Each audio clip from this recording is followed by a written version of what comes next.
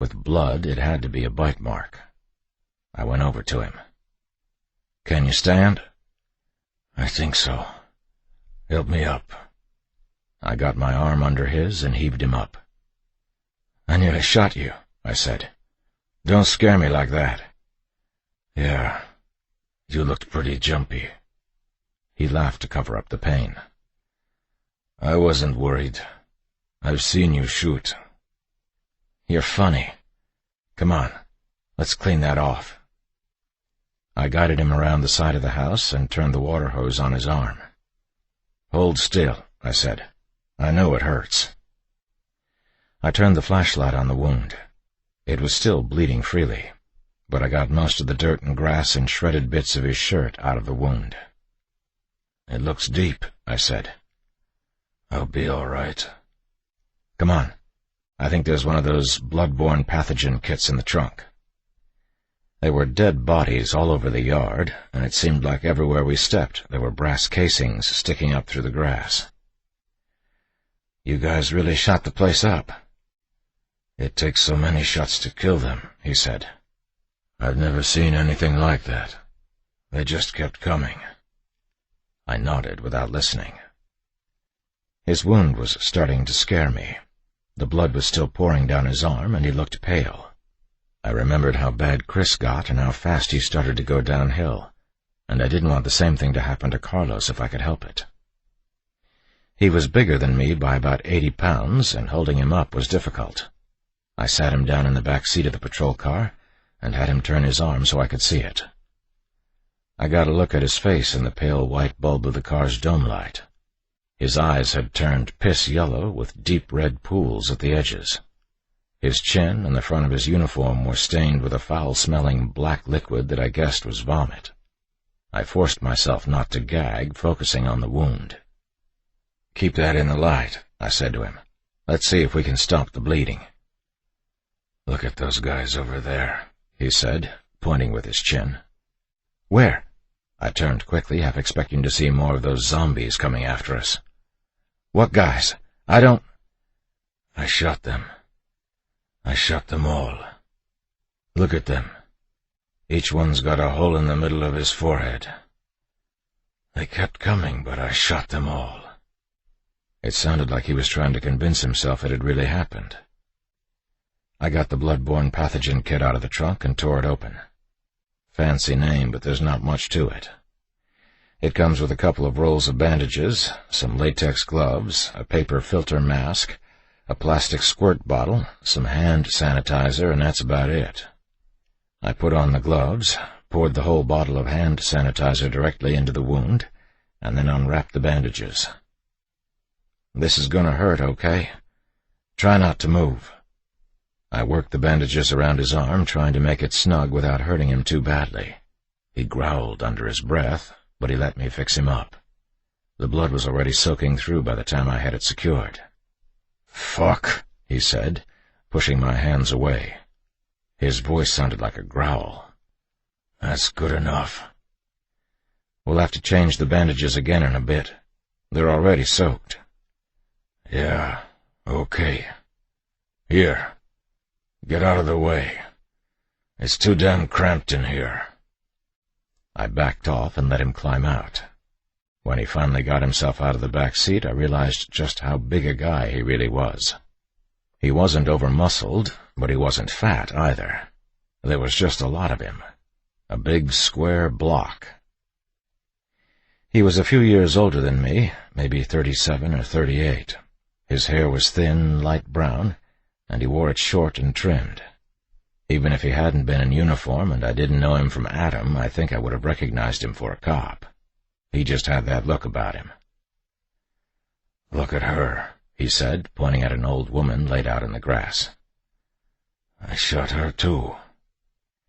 "You had to do it," I said. "She would have come after you like the others." "She's the one who bit me. Her name's Sylvia Paredes." "You knew her?" He nodded.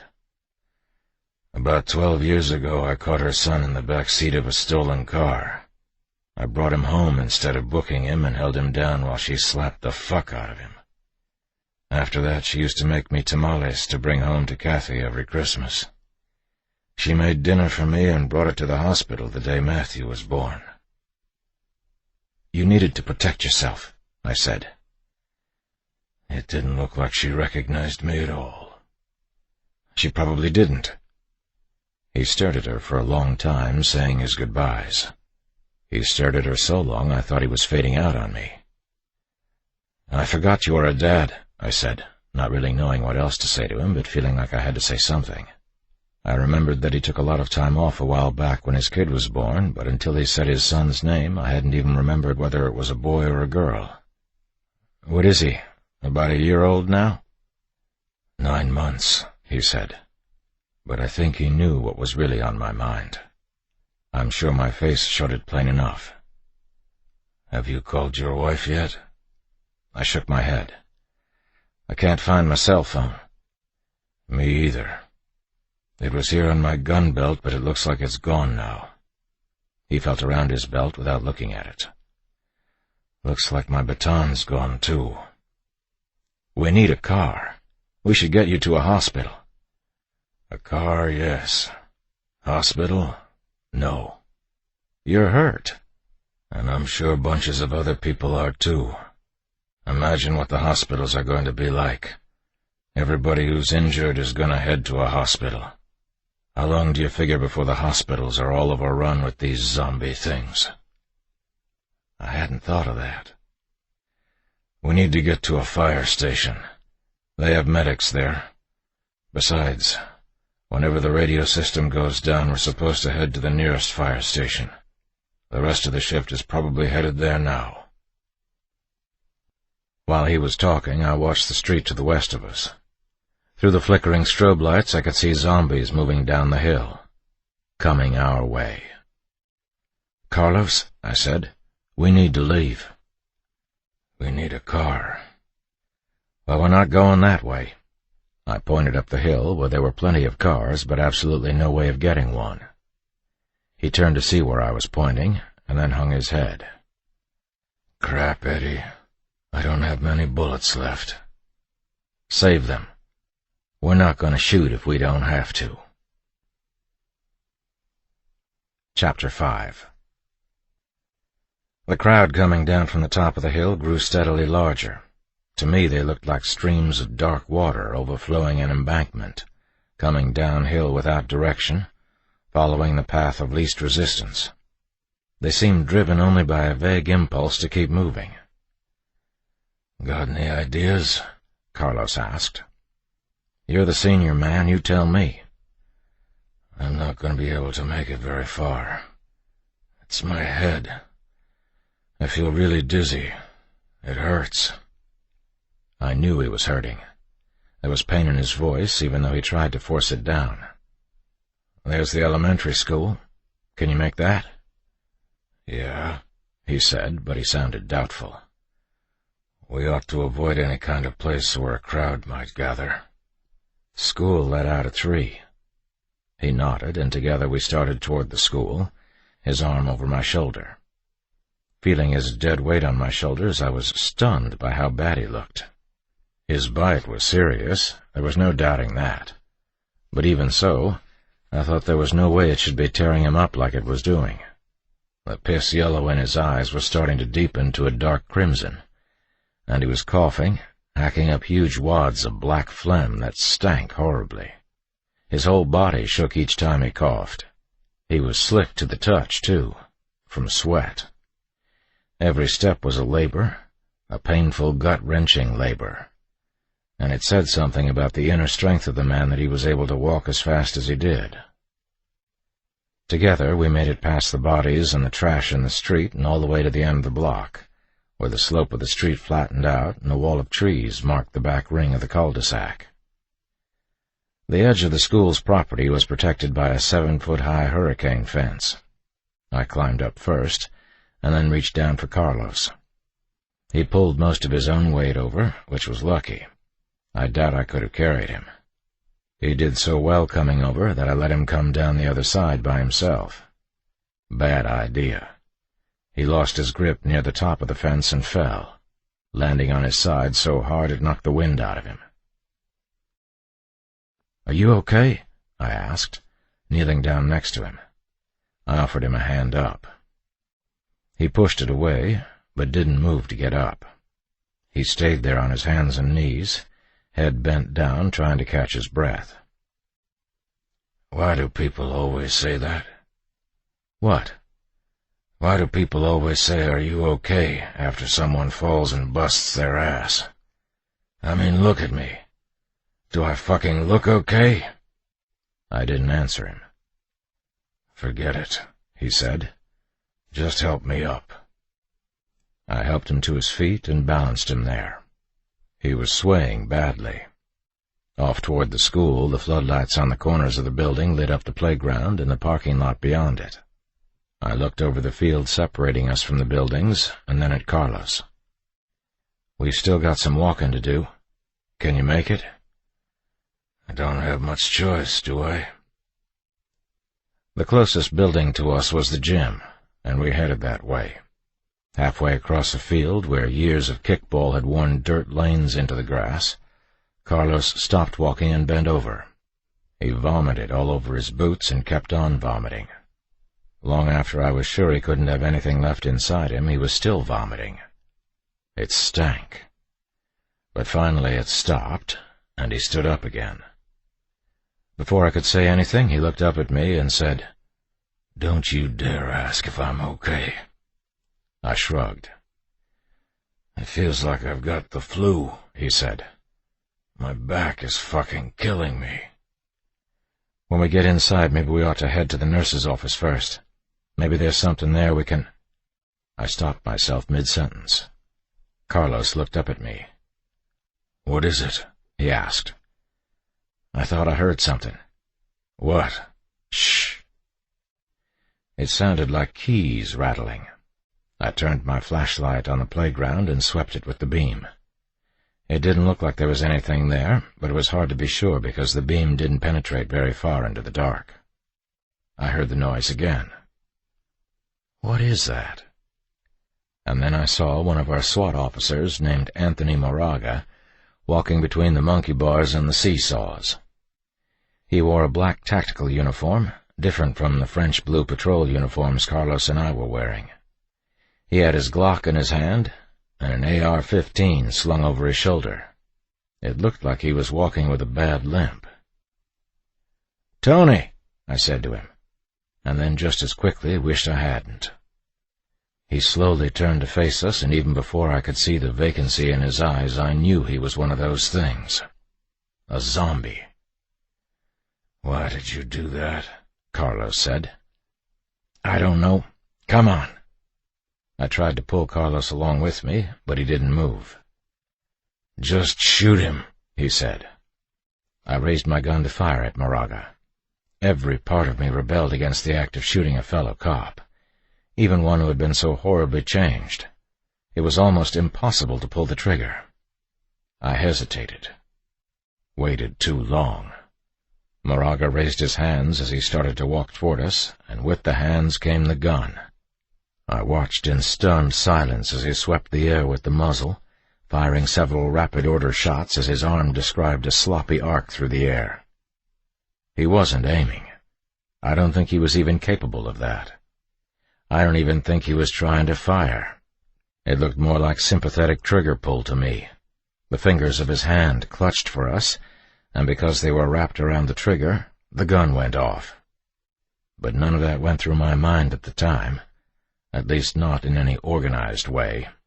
When I threw my arms over my head and ducked down next to Carlos, I was operating out of pure fear. I pushed and carried him in the opposite direction, yelling for him to move as we ran. Behind us, Moraga fired again, and this time the shots were closer, kicking up little umbrellas of dirt at our feet. He kept firing until the magazine was empty and the slide locked back in the empty position. And then he quickened his pace. I stared back at him in disbelief. His right leg was bent slightly outwards at an awful angle, obviously broken, giving his gait an up-and-down rolling motion. It slowed him down, but not by much. Between carrying Carlos and my own exhaustion, it was hard to keep ahead of him. He chased us past the playground equipment and out into the parking lot, and never fell more than 20 steps behind us. "Fucking SWAT," I panted. "The bastard's a zombie and he's still in better shape than me." "Get to those doors," Carlos said. He meant a pair of green metal gym doors at the other side of the parking lot. I didn't see any other way to get away, so I did what he said. As we reached the doors, I could hear Moraga coming up behind us. The dragging slide of his footsteps mingled with the rattling of his keys, and when I reached for the handle I could have sworn he was right on top of us. I grabbed the door and pulled. It wouldn't give. I tried the other door. It wouldn't give either. "Locked." "Hurry up." "It's locked." "Here he comes." I turned just in time to see Moraga drag himself up the curb and step into the grass. "Shoot him." I pointed my gun at him, and I wanted to pull the trigger. I wanted to, but couldn't. Moraga never flinched.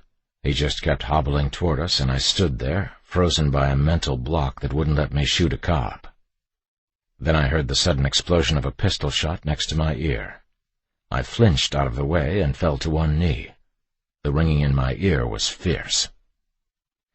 Moraga stopped just in front of me and teetered backwards on his heels. He fell, landing in a pile of grass, his legs tucked under his body like a child sleeping in the grass. I looked back at Carlos and saw him panting heavily, his Glock still pointed at the place where Moraga had been standing. "What the hell is wrong with you?" he said. "I couldn't." "Why the hell not?" "He's a cop." "Not anymore. Jesus. You need to stop being so fucking sentimental and start worrying about saving your own ass." After that, he broke down into a violent coughing fit, worn out by the effort it took to yell at me. In between his coughs, he vomited hard, and when he looked up at me, his crimson eyes were a watery snapshot of hell. His face was pale and wet with sweat and tears. In that moment, I knew he was dying. He was fighting it bravely, but he had already admitted as much to himself. Death was coming for him, and he was looking it in the eye. "We need to keep going," I said. "Get bent." "Let's get inside, Carlos, please." "I said leave me the fuck alone. I don't want your—" The pained look melted from his face and changed to that of a professional policeman once again. I saw it happen almost instantly. His eyes narrowed to a point just over my shoulder, and he said, "Behind you." I turned and looked across the parking lot. At first, I only saw 5 zombies shambling toward us. Then 8. Then more than I could count. There had to be 100 of them or more in a narrowing half-circle around us. Carlos fell against the doors of the gym and slid down to the ground. He sat there looking around us and coughed. "You've got to help me," I said, trying to pick him up. "Come on. We've got to go." "There's nowhere to go. You go if you want to." I tried to lift him again, but he wouldn't let me. "Please, get up. Come on." He wouldn't even look at me. "You son of a bitch! I'm not going to die here. Get up!" I pulled him up from his shoulder, but couldn't hold him. He slipped back down and fell over to one side. "Get up!" The zombies behind me were getting closer. I could hear their feet scraping along the pavement. They all moved at different speeds, some of them closing in faster than others depending on their injuries.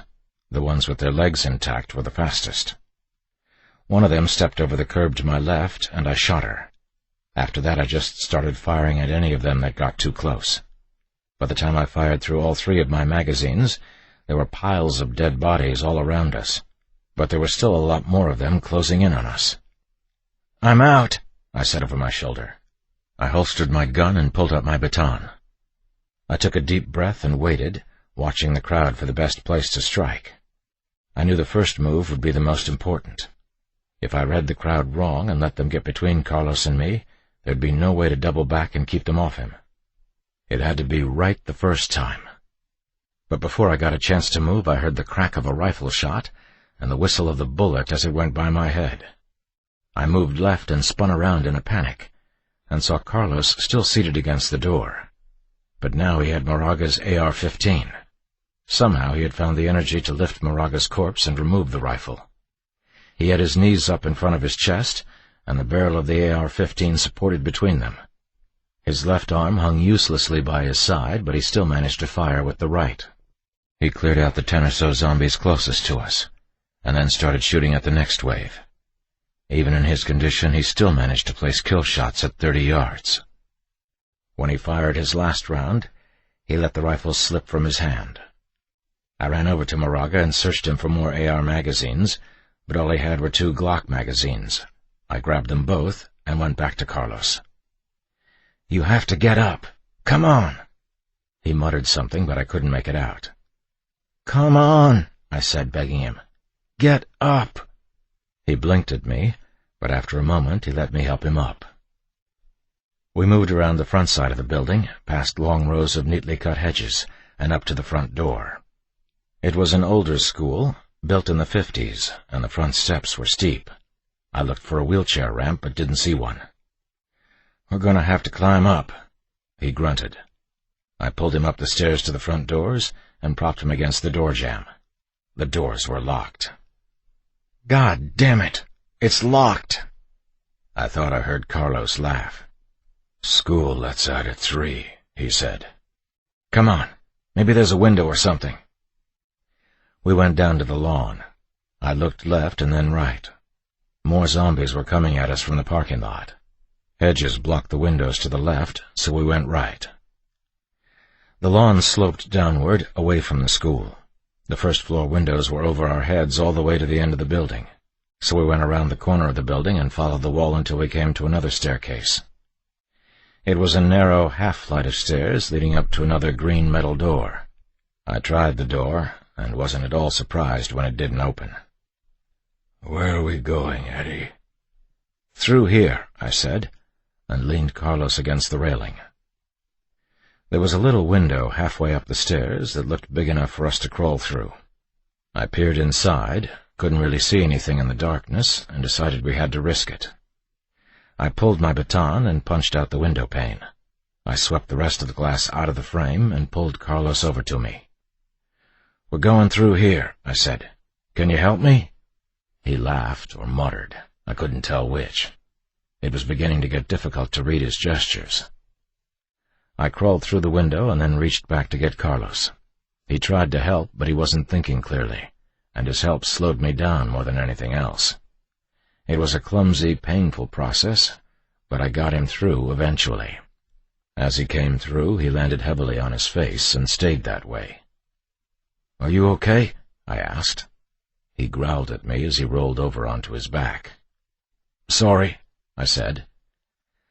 I reached down to him, and he took my hand. Once he was on his feet, he slumped back against the window frame and started coughing again. "We ought to find the nurse's office," I said. "If nothing else, maybe they have a phone. We could call somebody." "Who?" His voice sounded like it was coming through liquid. 911, I guess. Maybe they can get an ambulance to us, or tell us what to do for you." "Maybe," he said, but it looked like he didn't really care. I guided him through the utility room and into the hallway. It was dark, and it was obvious that whatever was happening to the outside world had also happened here. Trash was everywhere. A few classroom doors hung open haphazardly. Disorder reigned. I looked down the banks of lockers to the end of the hallway, where it split into 3 directions. "Here, come on. I think it's this way." We took the hallway to the right, even though I didn't really remember how to get to the office. The front doors led directly into the cafeteria. I remembered that much, but I wasn't sure where the office was from there. In most elementary schools, the office is right there in the front, but I remembered this one was different. I thought it was on the other side of the gym, so I worked that way. The hallway in front of the office was littered with loose-leaf paper and large pieces of office furniture toppled over at odd angles. One of the overhead light panels was dangling from the ceiling by a tattered rope of electrical wires. I watched it spin in a lazy circle like it was the center of the world, and I wondered how in the hell it had fallen down like that. Carlos groaned something. Off to the right, coming around into the hallway from another direction, was a man in brown corduroy pants and a collared shirt. He was dragging a bleeding stump that used to be his leg across the floor, smearing the tile behind him with gore. His neck was broken, his head bent over at a disgusting angle. A huge red knot had swelled up from the other side of his neck. Behind him were 5 more zombies. I let Carlos rest against the wall while I loaded a magazine and chambered around. With my flashlight up, I walked toward the lead zombie in the brown corduroys and shot him. Once he was down, I stood over his body and shot the other 5, single-tapping each one to the forehead. When the last one fell, I went over to the glass doors of the office and tried to pull them open. They were locked. Damn it! This place is killing me! I pointed my flashlight into the office and poked the light around. I was right about to turn around and get Carlos when I saw a flash of green pant leg and a brown boot below it. Whoever it was had seated themselves behind a desk, but I couldn't see anything besides the leg and the boot. I kept the beam on the leg, waiting. Suddenly, a Hispanic man with straight black hair and very brown skin peeked around the corner of the desk. He smiled at me, and in the bright white light of the flashlight beam, I saw his teeth sparkling like veiled diamonds. Chapter 6. Hey, Carlos, there are people inside here. He made a weak, strangled noise, and I turned the flashlight on him. He had pulled himself up against the wall, and he was holding his side, muffling his coughs with his shoulder. It seemed like he was trying to hide from the light. He was slipping, and it worried me. I tapped on the glass doors of the office with the butt of my flashlight. The man in the green pants didn't want to stand up. I guess he thought he was safe as long as he stayed in his little hiding spot. He probably figured if he waited there long enough, I would just go away. "Come on," I said as patiently as I could. "Come over here and unlock the door." He shook his head. "Open the door," I said, like I meant it. I brought the flashlight back and made like I was going to break the glass with it. That made him sit up and take notice. He raised his hands as if to say, "Okay, okay," and came over to the door. Looking back at his hiding spot, he turned the key. When I heard the bolt click, I pushed the door open. "Thank you," I said, and moved around him into the main reception area. The place was a mess. Office equipment was everywhere. There were books and papers and notebooks strewn across the floor. The school's mascot must have been the cougar, because there was a large fake bronze statue of one lying on its side beneath a plaque that said, "This is a blue ribbon school." I nudged a picture frame out of the way with the toe of my boot. "Where's the nurse's office?" He didn't answer. "Where's the nurse's office?" The look on his face wasn't exactly a helpless one. It was more neutral than that, like he just wanted me to leave. "No English." "That figures," I said. There was a hallway on either side of the wall behind the cougar. Both hallways disappeared into blackness, and I knew I didn't have the time to go exploring. "Medico," I said. "Donde medico?" He gave me an uncertain shrug. I knew I wasn't saying it right, and it frustrated me that he wouldn't at least try to meet me halfway. He was going to make me fumble through it. I pushed past him and went to the corner where I first saw his pant leg. 4 more people sat there, tucked into a narrow aisle between the desks and the wall.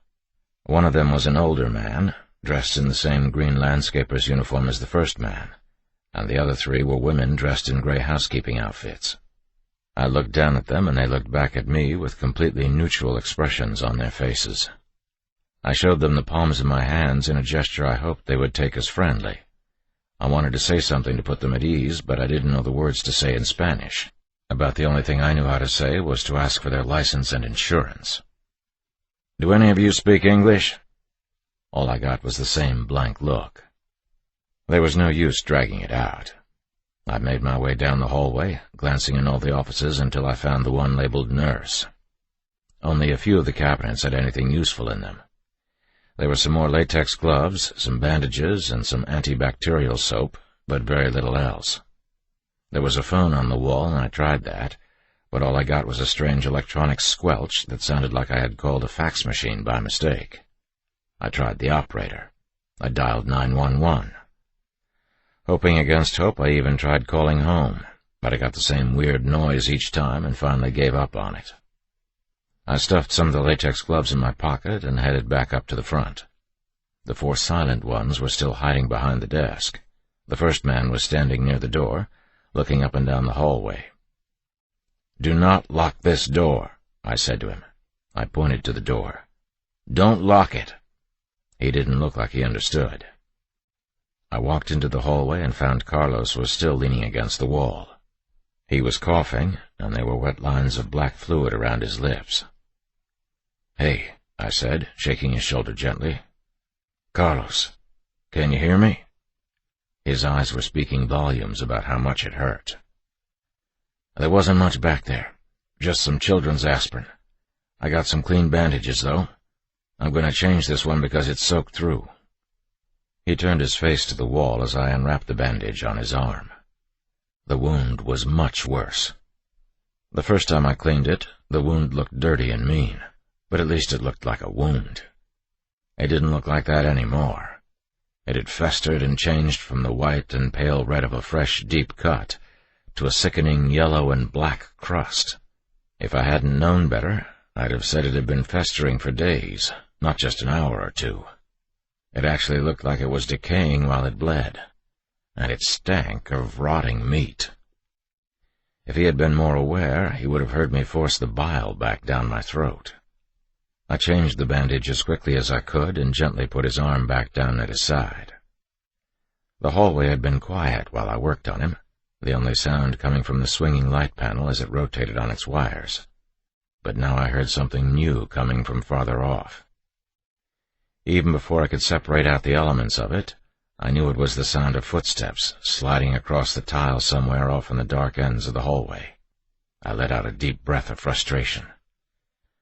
"They're coming again. Can you hear me, Carlos? We have to move. They're coming again." I slid a hand under his shoulder and tried to lift him, but there was no strength in his legs. The man in the landscaper's uniform was standing by the office door watching me, and I called over to him to come and help me. He didn't move.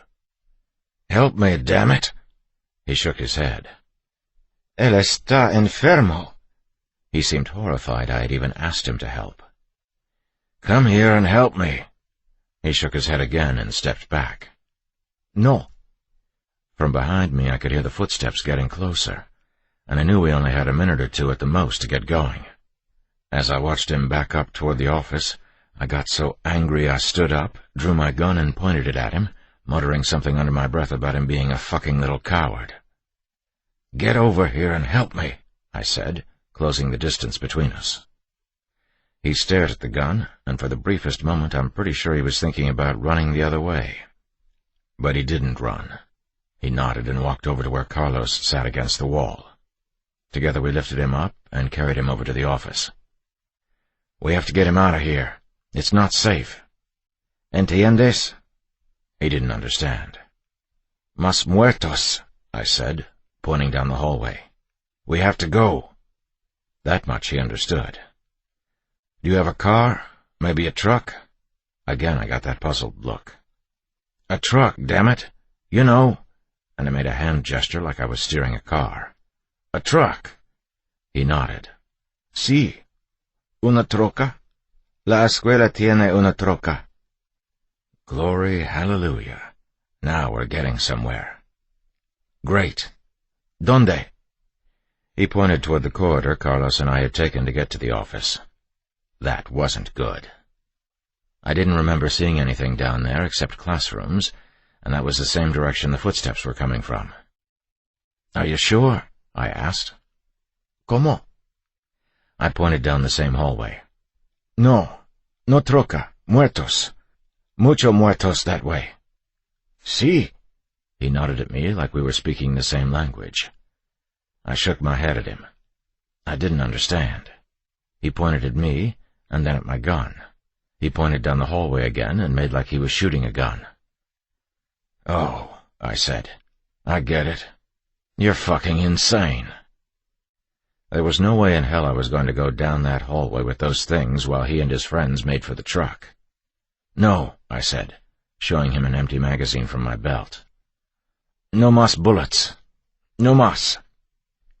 It takes a trained poker face to cover up the realization that you're completely screwed, and he didn't have it. Seeing that empty magazine melted all the smugness from his face, and I didn't need to speak Spanish to know exactly what was in his mind. He swallowed a lump down his throat. "What about that truck?" "La troca?" "Yes," I said. "Si." His eyes went down to his feet. He looked back at the office. The others were standing up at the windows now, watching the two of us argue. Finally, after he couldn't stall any more, he pointed down a hallway that led past the office and toward the back of the school. It was the opposite direction he had pointed out to me the first time. "You were going to leave me here, weren't you?" I said. He looked at me blankly. I was pissed, but I didn't let it show. I pointed to the hallway. "Go on," I said. "Lead on." Just then his gaze shifted to the hallway behind me, and his eyes got big. I knew that look. I turned just enough to see two zombies entering the main hallway in front of the office. He almost dropped Carlos in his hurry to back away. "Hey!" I reached across Carlos's back and grabbed the man's shirt. He tried to pull away, but I held him tight. He looked at me pleadingly. "No," I said. "You help me with him." "No, senor. Por favor." The zombies behind us shuffled closer. The one in front was close enough that I could see the blood-stained floral print running up the side of her skirt. The heel of her left shoe had come off, making her clop and scrape the ground with each advancing step. I didn't move, and I didn't let up on my grip. I wanted him to know I meant business. "Senor." Clop and scrape, clop and scrape. "Okay," he said at last, and put his shoulder under Carlos. To his friends he said, "Octavio, vamos a la troca." The others were gone in a flash. They poured out of the office like runners at the gate and went down the hallway so fast we could barely keep up. We followed them through the hallway to the gym, where we made a right and then a quick left again. When we came around the corner, we nearly ran into their backs. They had stopped and were staring at a sight almost as gory as the one I had seen under the tree. Maybe as many as 20 zombies were on their knees, eating arms and legs and other unidentifiable bits of human detritus. The floor was awash with blood. Beyond them was a doorway, green metal just like the gym doors, and I guessed that was the way out. It might as well have been on the other side of the ocean, though. There was no way we could reach it. One of the women gagged. "Senor," the second gardener said to me. He pointed his finger like a gun, hopefully. I shook my head. "No mas bullets," I said. He said something to the others, quietly, in Spanish, and I guessed he was telling them we had to leave. The others backed up, but not before several of the feeding zombies looked up. A few of them got to their feet. "Let's go," I said, and we all turned around and headed back the way we came. But that was a bust, too. There were 6 or 7 zombies coming our way, and I could see more behind them. "Senor," the gardener said, and I caught the obvious implication that this wouldn't be happening to him if I had left him well enough alone. We were caught at the bend in the hallway, only a short few feet from our escape. Carlos groaned and tried to make me drop him. "Not a chance," I said, and tightened my grip on him. He winced and stopped fighting. Just then we heard somebody whistling. All of us stopped and looked at each other. It was a carefree, lilting sound. One high, one low, over and over. We heard it again, and that time I placed where it was coming from. I looked beyond the feeding zombies, and I saw a man in a white short-sleeved collared shirt and brown slacks. Our eyes met. He pushed his glasses up on his nose and nodded to me. Then he whistled again. A few of the zombies turned around to face him. Calm as could be, he walked over to the wall and banged on it with his fist. That got the rest of the zombies looking at him, and while the others and I watched, dumbfounded, he yelled at them, baiting them with his own body away from the door that led to the truck. He walked slowly backwards, making sure they followed him around another corner at his end of the hallway. As the last zombie disappeared around the corner after him, my little party ran for the door. It had a little slit window in it, looking out on a small courtyard. I tried to get a good look, but it was too dark to see much beyond some vague hulking shapes that looked more or less like a truck and some machinery. "La Troca," Octavio said to me. I nodded to him, and then helped Carlos take a seat along the wall. I propped the door open and poked around a little with the flashlight. The truck was right where they said it would be. It was an old white dually 1-ton, a big Ford F-350. The trailer wasn't hooked up, which was good, and most of the equipment was out of the way, so it would be fairly easy to get the truck out of the courtyard. There was a dark pile of mulch near the front of the truck, and beyond that was a hurricane fence like the one Carlos and I had climbed. A few zombies were on the other side, alerted to our presence, I guess, by the movement of the flashlight beam. They were slapping the fence with slow, incessant slaps. I closed the door. Then, while I was trying to figure out what to do, I heard a door open from around the corner where the man with the glasses had gone. He was yelling again, but not for help. It sounded like he was hurting the zombies. I could hear desks and chairs being thrown around. I heard a door slam. A moment later, he came trotting around the corner and made his way through the gore strewn across the hallway like he didn't even see it. "I locked them in the classroom," he said, and pushed his glasses back up the bridge of his nose. "Are you guys leaving in that truck?" "Yeah," I said. "Mind if I come?" "Suit yourself," I said. He was smiling, but when he saw how bad Carlos looked, his smile slid off his face. "You still want to come?" I asked. He studied my face, and I think he understood Carlos was something we weren't going to argue about. He nodded. I looked back at my little group and asked, "Do any of you speak English?" They all shook their heads. "Just my luck," I said. "You're a cop on the west side of San Antonio and you don't speak Spanish?" the man with the glasses asked incredulously. "No," I said. "Do you?" "Well, no." "Well, then you're part of the problem, not the solution." I turned back to the others and said, "Look, I have to get that truck. We're going to have to bust through that gate. Entiendes?" Blank stares all around. "Of course you don't." I tried again to make them understand.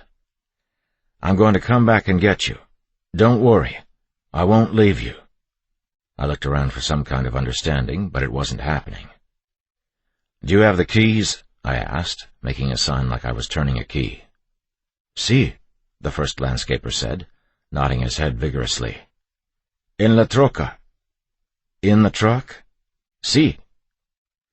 I took a deep breath and tried to get a grip on my situation. This was going to have to be quick, but that was no reason it had to be sloppy.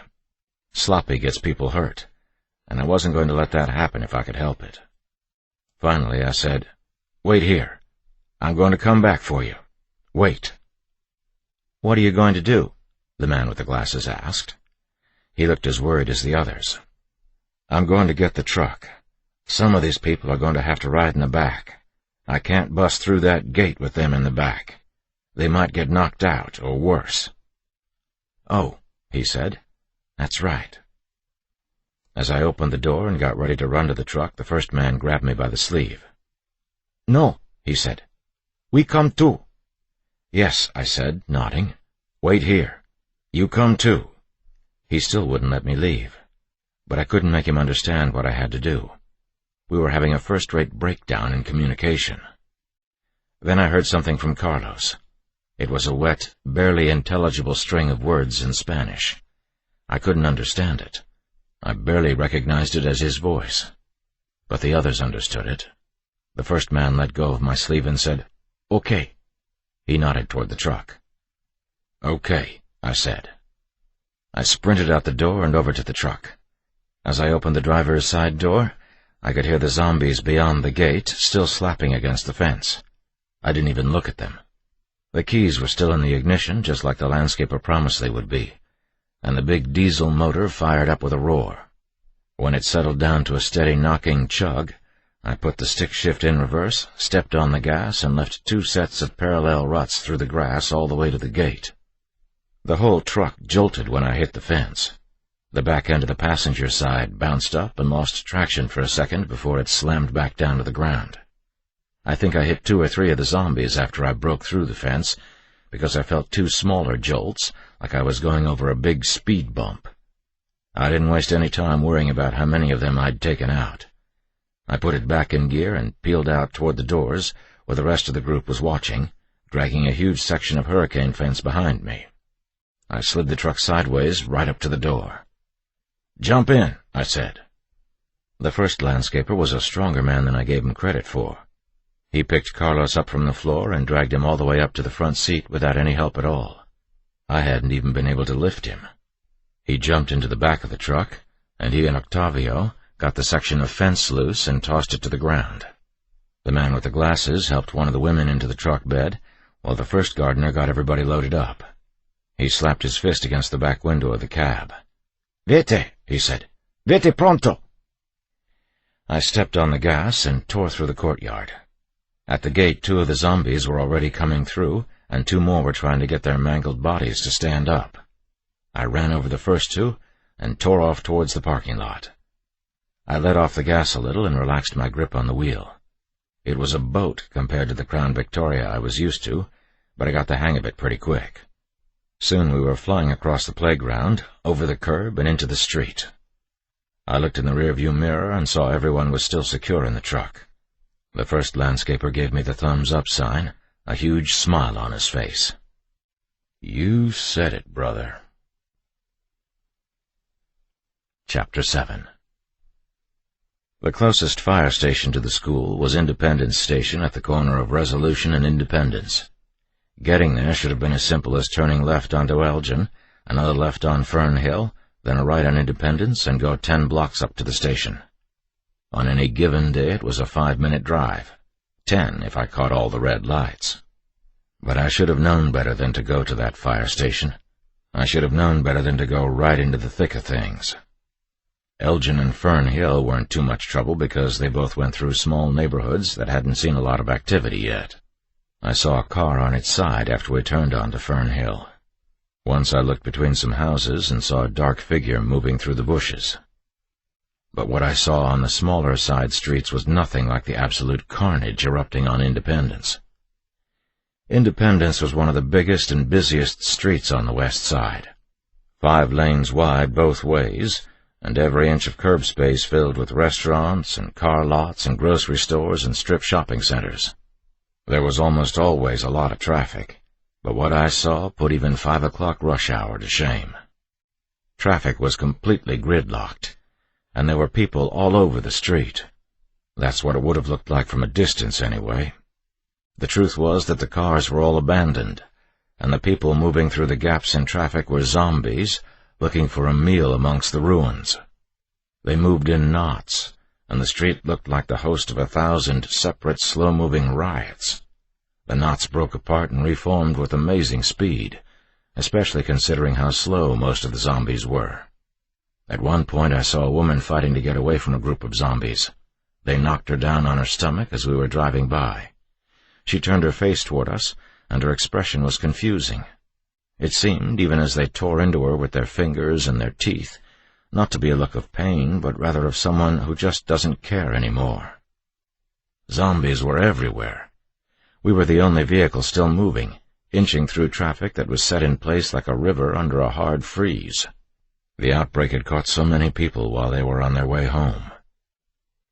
It disturbed me to see the images of everyday life frozen in place and then corrupted like that. From the way the cars were abandoned at the intersections, I could imagine how it must have happened. I pictured rows upon rows of cars sitting at the red lights, waiting. And then from one side or the other, the zombies would have descended on the people in their cars and attacked them, breaking their windows with the palms of their bloody hands and pulling innocent people from their cars like chunks of meat from a can. The people in their cars were probably so mentally blunted by years upon years of routine that they sat there shocked and let the attack happen, rather than step on the gas and blow through the light. Perhaps some of them got out of their vehicles and tried to help the ones being attacked. There were quite a few car doors left standing open. If so, those helpful few were probably among the first to die. The man with the glasses poked his head over the driver's side of the truck and asked me what my plan was. "I don't have one," I said. "There's no place you guys are supposed to go in an emergency?" "Are you kidding?" I said, and steered the truck past a group of zombies eating something next to the driver's side of a brand-new Ford Mustang. "You really think the San Antonio Police Department has a procedure for something like this?" He frowned. "No, I guess not." "We're headed for a fire station," I said, just to mollify him. "Sit back, okay?" He did, reluctantly. Our little group moved up the street through the center turn lane. I kept the truck at a reasonable speed, fast enough to avoid the zombies, but not so fast that I didn't have time to react when obstacles came up in front of us. Doing that got us most of the way to the station. The sounds of the riot got louder the farther down Independence we went. We could hear the piercing tone of a police car's siren ahead of us. Hearing it gave me a moment of hope. That moment faded pretty fast, though. The car making that tone was stationary, and no cop ever leaves his car's siren running unless he has to abandon it in a hurry. We were less than a block from the station when I realized we weren't going to make it all the way there. Just before we got to the intersection, I turned off Independence and drove up the curb to a grocery store parking lot across the street from the station. From where I parked, we could see the front and most of the west side of the station, and it was obvious that it had been the center of fighting as bad as any I had seen. Almost all of the windows on the bottom floor were broken inwards, and all 3 truck bay doors were ripped open. The police car making the piercing tone was parked in front of the station near a couple of others, the driver's door open, and the flickering strobes painting blue and red streaks across the red brick facade of the station. Dozens of dead bodies were sprawled out in a half-circle around the police cars. Some of my brother officers had fought their last stand there. A zombie in a waterboard uniform stumbled across the front lawn and disappeared around the corner. As he blended into the night, I knew the world was crumbling down around our ears. Our first line of defense had folded right before my eyes. "Officer," the man in the glasses said, "what are we doing? We need to get somewhere safe." "I know," I said. Yet even as I watched the crowds stumbling into the street, I had to linger over my memories of that place. Independence Station used to be a sort of community center for the people of the near West Side. Most of the families living close by were extremely poor, and the place loomed over their modest homes like a medieval cathedral. Mothers brought their children there to have EMS look them over when they were sick or hurt, because the firefighters at the station would always help them, and even though they were supposed to report how they used their supplies so the city could send out a bill, the firefighters there rarely reported the stuff that didn't really need to be reported. The Cesar Chavez parade kicked off from Independence Station every year. Community action groups held rallies in the break room. For the past decade, the city used the station as a free clinic where they passed out flu shots. A good number of the people who died in front of the station were probably brought there by friends and family in much the same shape as Carlos. The thought of how horribly they must have died, and how hopeless they must have felt, brought me back to my own problems. I turned to Carlos and looked him over. It was uncomfortable for him to bend over at the stomach, and he had to stretch out across the seat so he didn't put pressure on it. Cold night air blew in through the open windows, but he was still sweating profusely. His eyes had started to swell, and though he tried to close them, the eyelids weren't quite able to make it over the swelling. "Carlos," I whispered. "Carlos, we can't stay here. Can you hear me? We have to go someplace else." He turned his head away from me and coughed some black phlegm onto the door panel. "Hang on." I wanted to tell him something else. I wanted to tell him we were going to get him some help. But I didn't believe that, and it seemed cruel and pointless to lie when he already knew the truth. The first gardener leaned in the driver's side window and tapped me on the shoulder. He pointed to a few zombies that were coming our way and said, "Señor, los muertos." "I know," I said, and motioned for him to sit down. I put the truck in gear, and we were off again. I knew that San Antonio, my home for nearly 30 years, was burning. Most of the shop windows facing the street were broken out, and every few moments we'd see somebody running, trying to find some place to hide. We stayed on Resolution for about 15 blocks, but turned off at Herrick because the road was jammed up with traffic. I could actually feel the fog leaving my brain as we turned off the commercial streets and put the frenzy behind us. Down in the neighborhoods, I saw a family cramming clothes and a few other things into their car. The wife watched us drive by, her eyes alert and skittish, like the eyes of a wild deer. I felt an overpowering need to talk to April as I watched the woman load her 2 small children into the back seat. With any luck, she was already strapping Andrew into his car seat and heading someplace safe. It struck me at that moment that I had no idea how far and to what degree the outbreak had spread. Was there such a thing as a safe place? Chapter 8. I had no idea where we were going when I pulled out of the parking lot and headed up Resolution. The streets I drove every day and the businesses where I made calls and bought sodas and went to the bathroom were being gutted by the crowds. The destruction was spectacular. Off in the distance I could see patches of orange haze and wind-whipped smoke in the treetops. I didn't know. And even if I had been able to talk to her, I had absolutely no idea what to tell her. I stepped on the gas and got through the neighborhood as fast as I could. I remembered there was a fire station on Thorn Street, less than a mile away, and I steered us in that direction. Thorn Station was an old-style single-truck barn on the edge of the municipal golf course that had been converted into an EMS supply station. My plan was to keep Carlos and the others there until somebody from the fire department came by to restock their EMS wagon, and we could get a real medic to look him over. The station was quiet and dark when we pulled up. It hadn't taken any damage like Independence Station had, and there were no signs of activity in the area. The one truck door was closed up, but I expected that. I got out of the truck and looked over the station. The others got out too, and out of the corner of my eye I saw them looking around apprehensively. The man with the glasses came up to me. "Why here, officer?" I studied him for a second before I answered. He had a medium build, sturdy but not muscular, with a narrow, delicate jaw and intelligent, questioning eyes. He seemed to be taking the situation pretty well. "This is the safest place I can think of," I said. "It's not close to any businesses or main streets, and with that golf course there, we can see those zombies coming from a long ways off."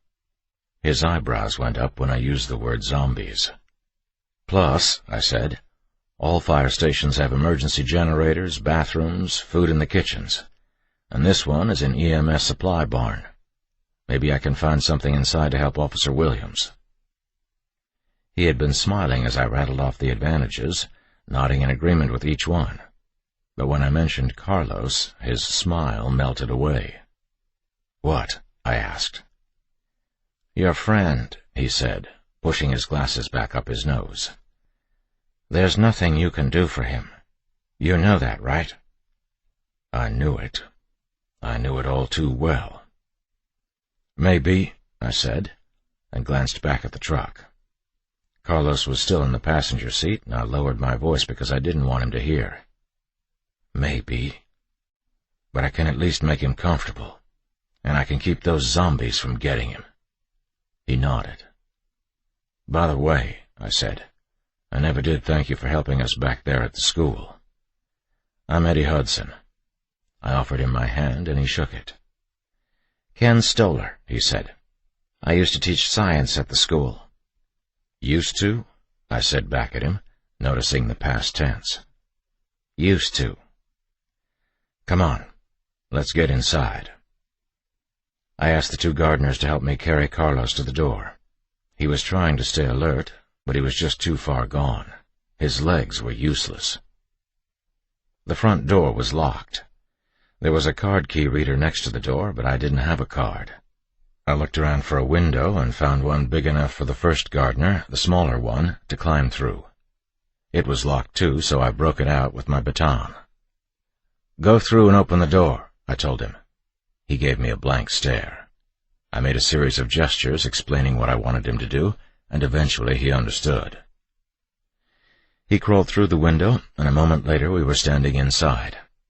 I looked around for the lights and turned them on. The others chattered to themselves, smiling with obvious relief to be out of the darkness. "Every fire station's got an emergency generator in case of blackouts," I said. "I don't think they have this in mind, though." Again I got that blank look. "Never mind." The first floor of the station was mostly business. There was a kitchen and a little dining room with a couch and a few cheap lawn chairs in a back corner. The rest of the first floor was dedicated to supplies and equipment. Octavio and I guarded Carlos to a cot near the truck bay and tried to make him comfortable. He refused a cup of water that I brought him, and he wouldn't let me look at the wound. He muttered something about me leaving him alone and turned his face to the wall. I let him go. There was a serious problem, and I knew I'd have to do something about it soon. He was going to turn into one of those things, but I didn't want to confront that truth just then. I went back to the kitchen instead. The others had found a TV and were hunting for a picture. They flipped through all the channels and eventually found a snowy news station. The broadcaster was talking hurriedly in Spanish. We all gathered around it, glued to the images they were showing, even though Ken and I didn't understand most of what was being said. Right away I recognized pictures of downtown Houston, and I wondered why in the hell they were showing Houston when it was San Antonio that had been turned into zombie land. Everything they were showing looked like old news to me. More flooding, more blackened corpses floating in the rivers that had once been the streets of Houston. One of the women began to sob, and Octavio put an arm around her. "Why are they showing Houston?" I asked Ken, not really expecting an answer. "Why aren't they talking about what's going on here?" "I think they are," he said. "The cause of it, anyway." "What do you mean?" He pushed his glasses up the bridge of his nose with his thumb and said, "You've heard the same reports I have out of Houston, I'm sure. Rescuers being attacked and mutilated by the survivors." "Sure," I said. He turned back to the screen. "I think what we're seeing here is the same thing that's been happening down in Houston for the last few days. I think it's spreading." "But how?" I asked. "You think the evacuees are doing this?" "Maybe a few came here that way, but that wouldn't be enough to spread violence like we've seen so quickly. It has to be something else." "Like what?" "I don't know," he said, still watching the TV. "A virus would be the most logical guess. Something that spreads quickly and causes massive necrosis." "You mean decay?" "That's right. I heard you and that other man talking. You used the word zombie, and I heard him say los muertos. I don't think that's completely accurate. Those people we've seen aren't dead. They are decaying on their feet, just like a dead body would do, but they're still alive." I shook my head at that. "What?" he asked. "I'm not sure about that," I said. "I thought I was sure, but the more I think about it, the more confused I am. I've seen those things take a whole magazine of bullets in the chest and still keep walking. Hell, I've shot them myself. If they were living, they wouldn't be able to take that kind of damage." "I know they're alive," he said. "But how?" He pushed his glasses back into place. The things seemed like they wanted to jump off his face. "Because I caught one back at the school, back when this first started." "You're kidding." "Nope," he said. "I tied her to a table. I studied her and found a heartbeat, a pulse. They bleed, too." "Yeah," I said. "I've seen that." A moment passed. We watched footage on the TV from other cities, and they looked a lot like what was happening in San Antonio. New Orleans, Dallas, Miami, Mobile, Matamoros, Mexico. The destruction was total. "I can't believe they're alive," I said. "How can living people act that way?" "It's hard to believe, I know. But I do think you were pretty close to right when you called them zombies. Whatever it is that's causing them to decay is probably causing them to go mentally deaf and dumb, too. They probably don't have any idea what they're doing past satisfying an instinctive hunger." "They would have to know what they're doing," I said. "At least on some level. Why else would they eat people? Why not just go to McDonald's?" He closed his eyes for a moment. When he opened them again, he said, "I don't have all the answers. My guess is that they have some consciousness, but if so, it's only a little. I never thought it would happen like this." I turned and stared at him. "Like how?"